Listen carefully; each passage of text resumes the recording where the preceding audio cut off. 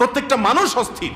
এর মূল এবং প্রধান কারণ হলো এই কলব এবং অন্তরে যে জিনিসটাকে ঢুকানো দরকার ওটা না ঢুকাইয়া ভুলটারে ঢুকাইয়া বসে আছে, ইনস্টল করে নিছে দুনিয়াকে। দুনিয়া ছাড়া আর কিছু তার মাথায় নেই।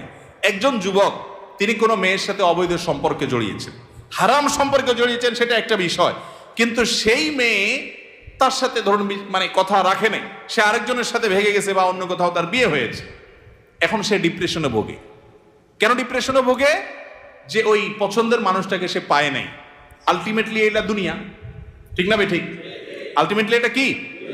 তার অন্তরে যদি আল্লাহকে স্থান দিত, আল্লাহকে যদি সবচেয়ে বেশি ভালোবাসতো, আল্লাযীনা আমানু আশাদ্দু হুব্বাল, তার অন্তরে যদি আল্লাহর সাথে মহব্বত সবচেয়ে বেশি থাকতো, আল্লাহর সন্তুষ্টিটাকে সবকিছুর উপর যদি প্রায়োরিটি দিত, তাহলে এরকম কেউ তার জীবন থেকে চলে গেছে, কেউ আসছে, কোনো দোস্ত নারাজ হয়ে গেছে, কিছু টাকা লস হয়ে গেছে, একটা ব্যবসা ছুটে